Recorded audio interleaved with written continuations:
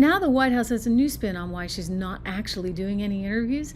Gina Raimondo, who runs the Commerce Department and is, well, I don't know if she's not bright, but she's certainly not up on the actual news curve, because remember in the Labor Department, it was the Commerce Secretary, mind you, reported that, they were off by some 800,000 jobs in the number of jobs being created in the last year. Well, Gina Raimondo, the brilliant rocket scientist of a Commerce Secretary we have, actually was like, no, that's like Trump lies. Like, no, lady, it's your own darn Labor Department. So I just mentioned that because she's not exactly the brightest bulb. She doesn't really keep up with the news cycle. And she has some new reason as to why Kamala Harris is not actually doing any interviews. I'll tell you, it's great. CNBC, Joe Kernan, he called her out on it right to her face. Watch. Yeah, I know you're a surrogate.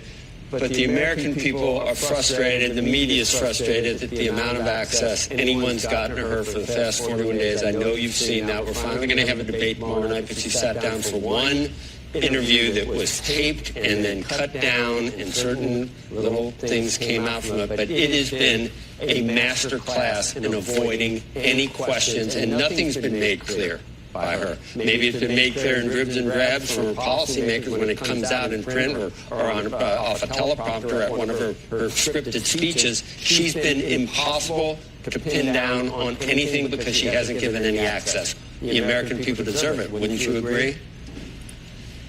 Yes, and I hear you, but I respectfully disagree. This is a presidential election like no other. She only has a few weeks to do everything, and she's spending her time talking to Americans. She has a punishing schedule, out and about, everywhere, being with the people who she wants to elect her. Okay, I don't think that's entirely correct, Gina. Yet again, you're a little behind the news curve. She's actually been holed up in a hotel in Pennsylvania, and the few times she's come out, she's totally dissed reporters. For example, like this one, who just dared to ask, hey, how's the debate prep going? I'm guessing not well. How's debate prep? Madam Vice President, how is debate prep going?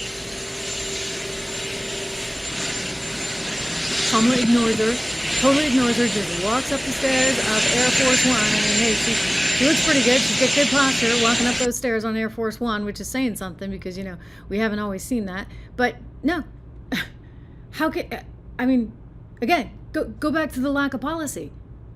If you're watching this on YouTube, thank you. Make sure you subscribe, make sure you share, you like, all that good stuff. Anyway, I'm showing a screen grab from the Kamala Harris for President website. There's no policy on it. No. You can take action. You can go to the store, or you can donate. Gee, wow. You know what? Great. You're running for president, lady. Hey, by the way, I'm not running for president. I'm not running for president, but I've got a store too. I'll show you the link to that. Actually, we have it in the show notes. You can go to trishregan.shop. But here's some people who do actually have a clue on policy, and that would be the folks over at Heritage. They've got Project 2025. You can learn the truth about Project 2025 today. Just go to www.25truth.com. They're actually talking policy, and I think it's pretty good. I read through all the pillars of it. They're talking about education, the need to have a meritocracy for education and opportunity in education, which means maybe not just buying whatever the teachers union is selling. Thank you very much. So that's one of the things that they're talking about, energy and how you need all kinds of energy. We need as much energy as we can get. I'll sign up for that. Thank you very much. From an economic perspective and from a national security perspective, you can read more. It's not a hidden thing like the left wants you to believe. It's actually right out there in the open. Go to 25truth.com. Anyway, Kamala is working hard on trying to learn her policy, but she doesn't even know what her policy is. Let's face it, she's all over the place. Per the Axios article, those 9 different things that she's been flip-flopping on. Donald Trump, he's going to be a force. Here he is talking about Kamala Harris. Watch.